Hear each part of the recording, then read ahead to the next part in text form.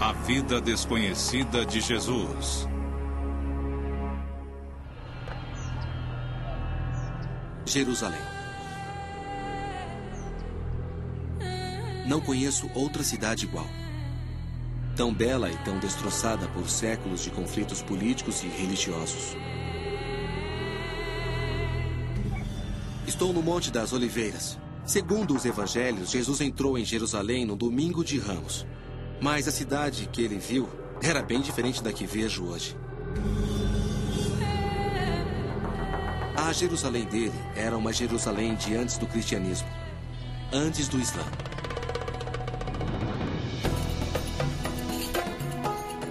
Era imponente para os padrões da época e abrigava cerca de 100.000 pessoas.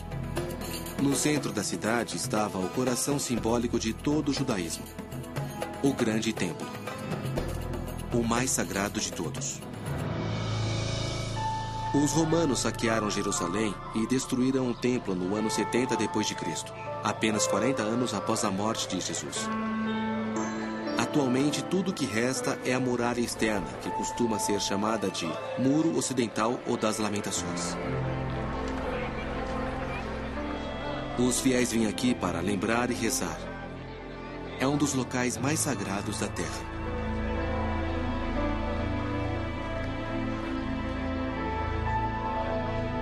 O templo onde Jesus orava pode ter sido destruído, mas perto dali há partes antigas da cidade que ele conheceu. Ruas, mercados, casas. Jerusalém é o destino final de Jesus. É onde ele decide assumir uma atitude única e irreversível.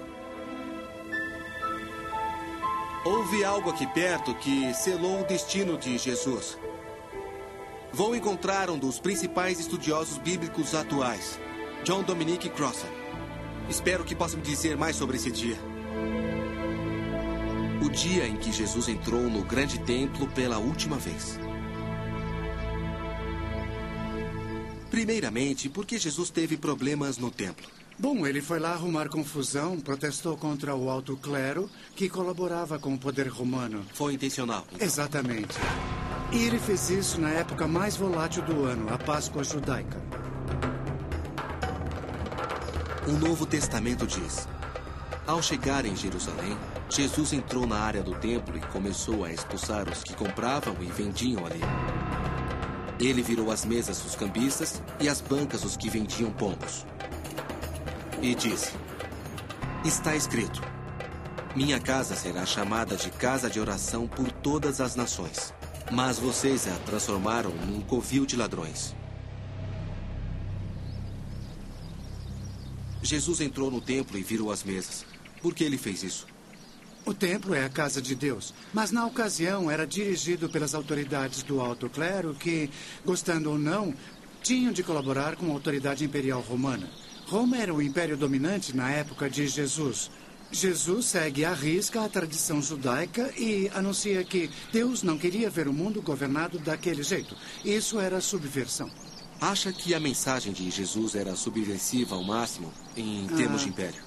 Era radicalmente subversiva e seguia a longa tradição da Torá judaica, dos profetas judeus, que desde a época dos egípcios no Êxodo insistiam que Deus era contra o império porque era injusto. Nunca entendi de fato as poderosas afirmações políticas que Jesus fazia. No cristianismo que conheço, seu contexto político havia desaparecido.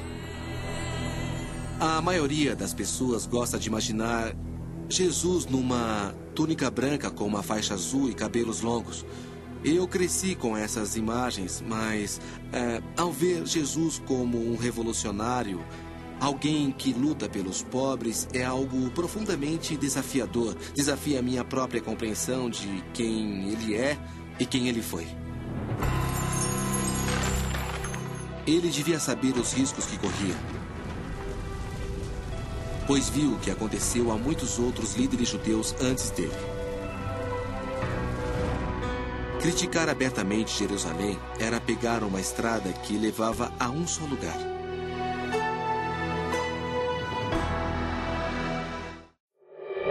Nascemos curiosos e questionadores.